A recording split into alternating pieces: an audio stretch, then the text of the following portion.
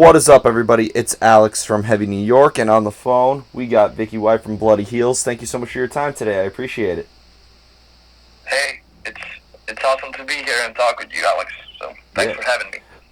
Of course, it's so great to have you here. So the newest album, Ignite the Sky, which is scheduled to come out via Frontiers on July 10th, do you consider this in a way like a new start for Bloody Heels, like a brand new beginning, or is this more or less kind of continuing from what we heard from the EP and so on and so forth?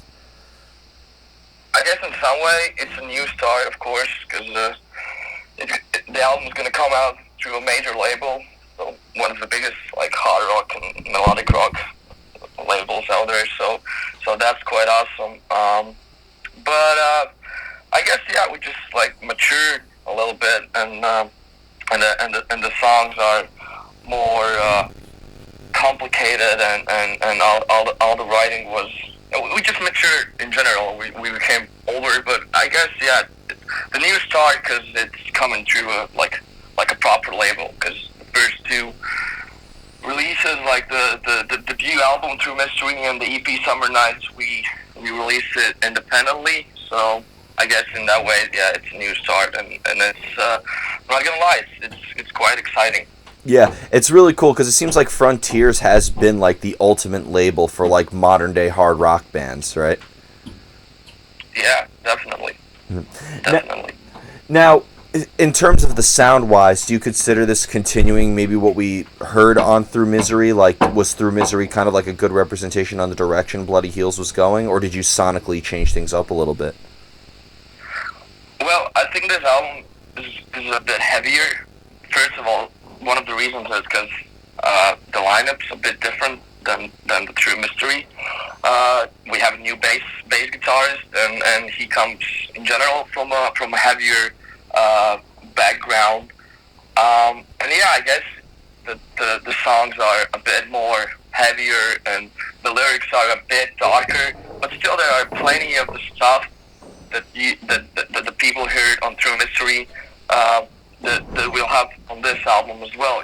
The big choruses, the melodic stuff, the harmonies, all that stuff that we love, but it's smashed together with a bit heavier side of us, I guess. Mm-hmm. When it came to the making of Ignite the Sky, was there kind of like a preconceived idea? Like, was it that your intention to kind of make it heavier, or did it kind of just happen that way?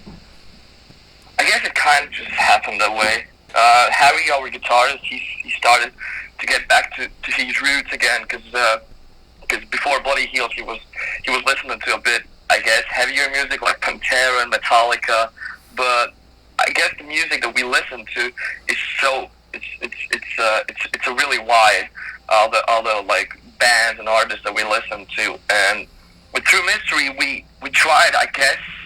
We were, at that time, we were really into like 80s music and 80s like glam and hey metal and all those bands. And in some way we tried to do like a tribute album to all those bands that we loved. And well, we still do love all those bands, but I guess, when we were writing Ignite the Sky and the new songs, the music and the artists that we listened to were much more wider. And I guess one of the reasons is, that this album is going to be a bit heavier. I guess we started to listen heavy music again, or something like that. A bit heavier, I guess. Not that heavy, but a bit heavier. Are you going to be death metal or black metal on the next album? Hey, you never know. But, no, I don't think so.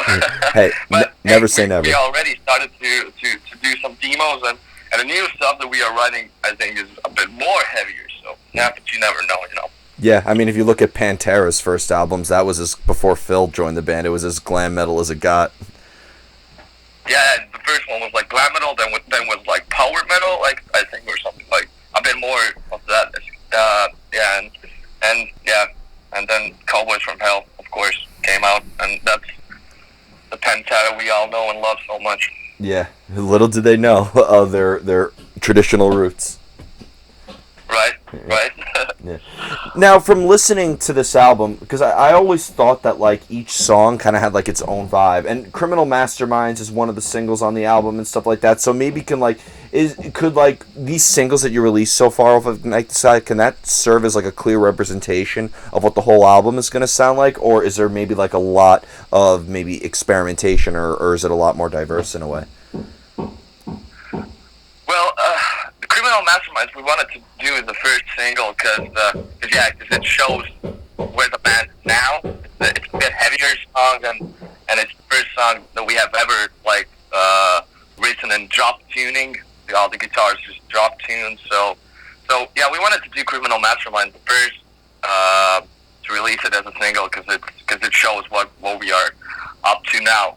But I guess yeah, the album has a like quite a big diversity because all the songs were written in like 3 years. Like when we released True Mystery in 2017, we already started to work on the new songs, and I guess that's one of the reasons why there's so much diversity in this album. Because a lot of the songs we wrote with Chris, the bass guitarist, who left the band in 2018, and then Gun came and all those like inspirations and all that stuff you can hear in this album. I guess that's why it's so much diverse. There's songs that are on drop tuning. There are songs which is where it's like a sax solo, you know. Mm-hmm. So yeah, I guess something like that. Yeah, being that you wrote these songs over, like, being that, you know, these are, like, it was over a course of 3 years, is what we're hearing maybe, like, the first initial take of the songs, or did they change quite a lot over the 3 years? Of course they changed. Some songs changed a bit, but not that much. I guess maybe the bass lines were a bit more different, because Gunn wanted to, like, do his thing, but not really, I guess. Like of course some songs were quite old, so before we went to the studio they changed a bit, but yeah, I guess no, not really.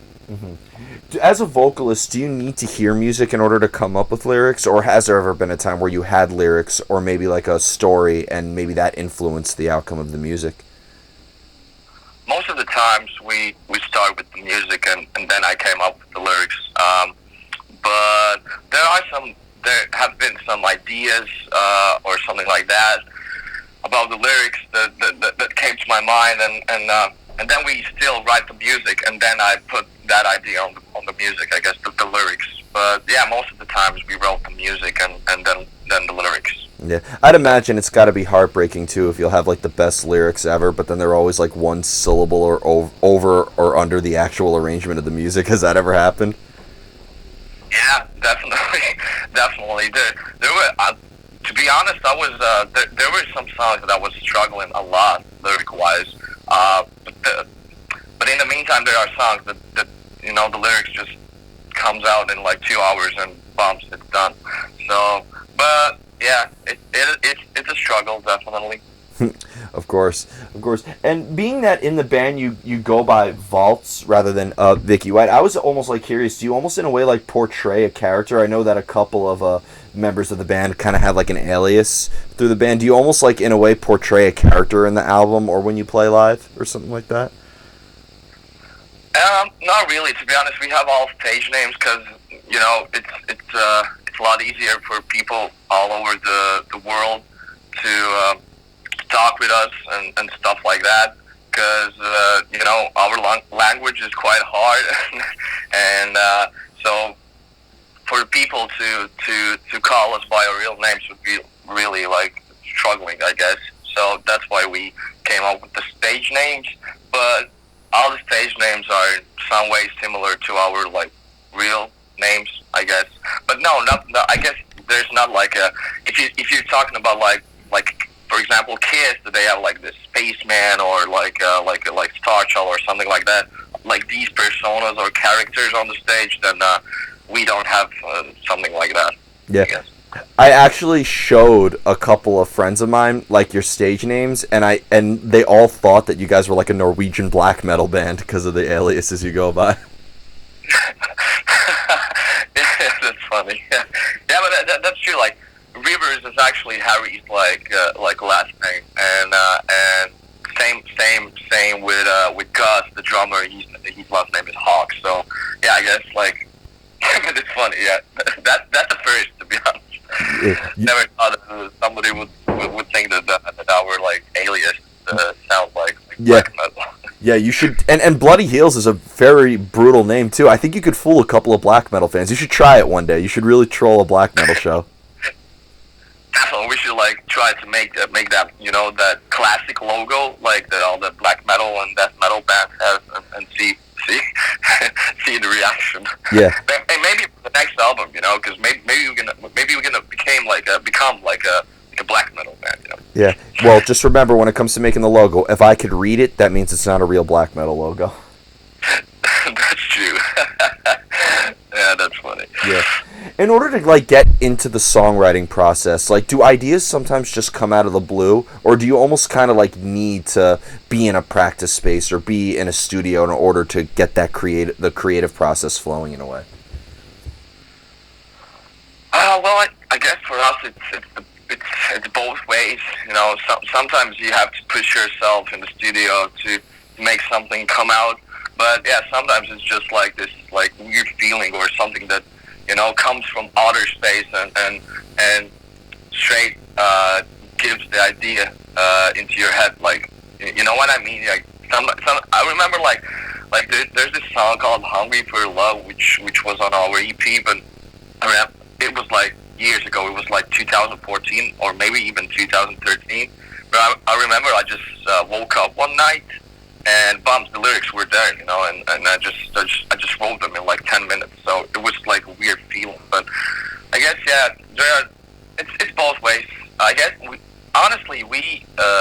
write the music always together most of the times in our at our rehearsal place. So of course there's like some idea or some riff, but we try to like write the music together except the lyrics. But yeah, I guess it's like the both. It's just like both ways. Like sometimes you have to push yourself for something to come out, and sometimes it just comes out of nowhere, and you're like, "What the hell? Where did that came from?" Yeah. Well, it's funny you mentioned that because I've interviewed like a lot of guitar players and drummers and vocalists, and like they say they find it easier to come up with ideas when they're like alone. Like they rely on isolation in a way. So it's quite refreshing to hear that like you guys are able to write the music easier when you're in the company of each other.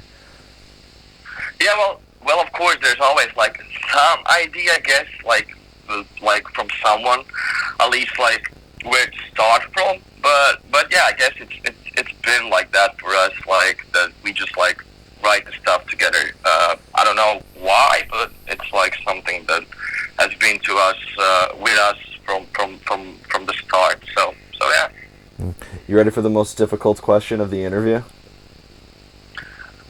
Come on, shoot me. Right. How do you know when a song is done? You never know. Yeah. Honestly, I think so, because I remember like when we were mixing the album, I started to like, maybe that's not right. Maybe we should do that. And even when we mastered the album and it was done, I was like, damn it, we should have done that, and then we should have done this. And I think you never know. It's just like at some point you just like, all right, just like this is it. Let's leave it like this, and but yeah, I don't think that the song is like ever done. You can like still like come up with like new ideas or new arrangements or something. I guess there's just sometimes it comes to the point where it's like, yeah, just like let's leave this. It's okay enough, and yeah. If you know what I mean, or something like that. Definitely. And I imagine with the making of each album, more ideas open. So you're probably now looking back at Through Mystery and being like, oh, why didn't we do stuff what we're incorporating on Ignite the Sky on that or something like that, right? You always want to go back and try to arrange it with knowledge you have. I mean, there are some new ideas that before this pandemic started, when we were playing live new songs from the new album, and we started like to do something a bit different. But yeah, the songs were already recorded and they are done. But yeah, yeah, there's like always new ideas that comes to your mind, and but I guess the cool part is that you can do it live, you know. After the songs are like recorded and are on the tape or the CD, you can always like do some little bit rearrangement on the live version. Mm-hmm. Definitely. And I have two more questions for you. One of them, actually, you led me in perfectly, is when it comes to playing the material live, is there maybe a similar energy into playing live as you are when you're songwriting, or is it almost kind of like a separate art altogether that you have to master? Well, that's a good hard question. I guess yeah, it's different. I think yeah, the live playing live all the songs and doing the arrangements. Well, I know that there are like a lot of people that loves to play live, and they said that the band is like the thing that they like. How did I say it? Damn it. Well, I guess that I love the both ways. I love to record. I really love to record stuff in the studio and do all that stuff. And as much as I love doing it live, there are like sometimes I even think that maybe I even like a bit more to be in the studio than live. But then when I go and play live, I guess I think the other way. That I don't know. It's weird, but yeah, I hope that I replied to your question. Yeah, you did. Yeah. What it was. Do you almost try to execute it exactly how people are hearing it on the album, or do you maybe like to try to change things up a little bit when it comes to like the live presence and you're engaging with an audience? I guess that there are some songs that does not need to be changed. They have to be played live the same way that they are on the recording, but some other songs you even feel it that you have to like change something or like maybe do something else on the live version. So I guess it really depends from the song, So I guess for example, if Bon Jovi would do like "Living on Prayer" like completely different live, then the people would like think, no, that's not cool whatsoever. But there are some songs that that needs to be changed for like a live version. Like for example, like a longer intro or like I don't know, like more section of a solos or something. So I guess it depends from the song. Yeah. In my opinion. Of course. I think after going to like maybe over 3,000 concerts, I think I've only maybe been to like 10 of them where like the guitar solos are like nailed note for note for note. So. Yeah. Yep. And the final. Definitely. The final question I wanted to ask you is: Are you the only member who resides in Riga right now, or is that where the band is originally from? That is where the band is originally from.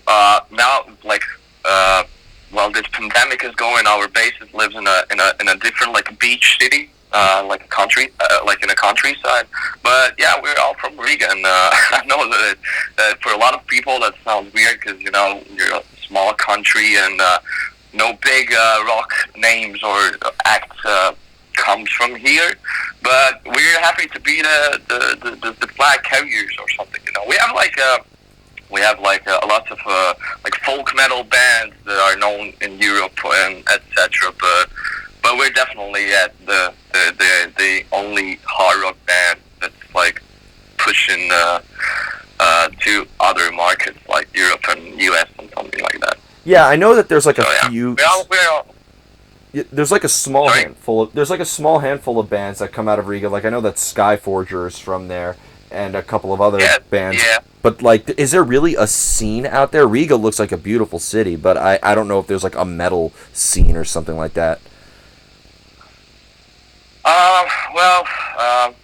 There definitely is a small scene, but there's like the population is not that large here, so of course like Stockholm and like Helsinki and those cities that are quite near to us, the scene definitely is much bigger there.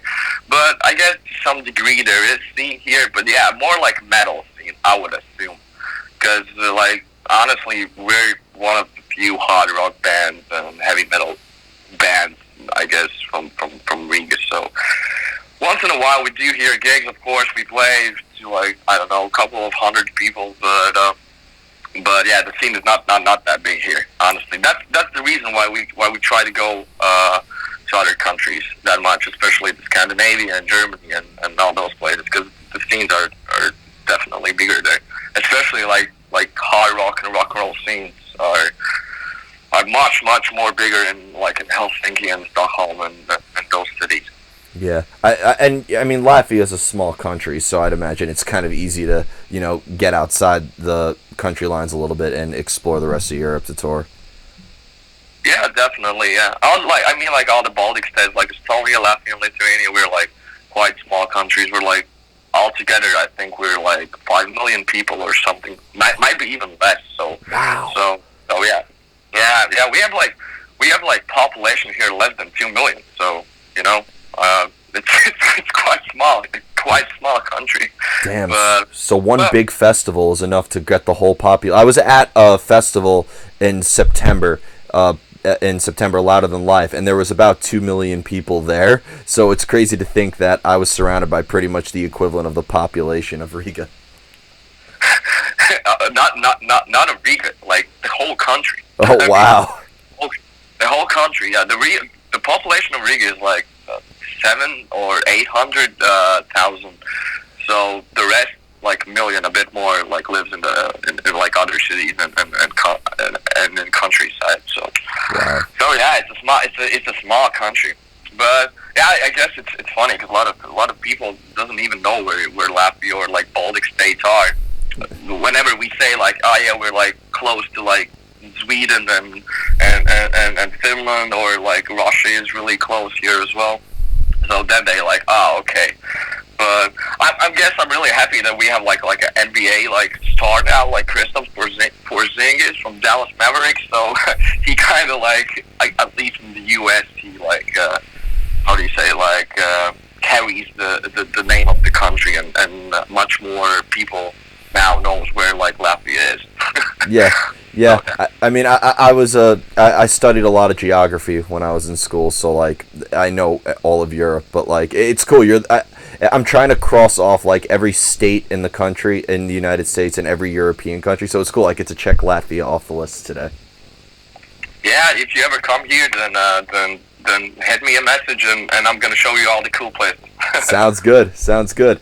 And before we go, I want to thank you so much for your time today. Just obviously, shows aren't exactly happening at the moment thanks to a certain virus that shall not be named, but I'd imagine that once all this is over and things settle down, we'll be seeing Bloody Heels on the road quite a bit. Is there a chance that maybe you guys will come to the States one day?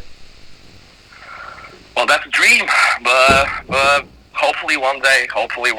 But it's quite hard for European bands to go to US and not lose like tons of money. So hopefully we're gonna get to the point where we can tour US, because it would be a dream, honestly. Yeah, that would be really cool. We'd love to have you guys here. But thank you so much, Vicky. Everybody, we are here with Vicky of Bloody Heels. Ignite the Sky, coming out via Frontiers July 10th. Pick it up then. This is Alex from Heavy New York, and we will see you next time.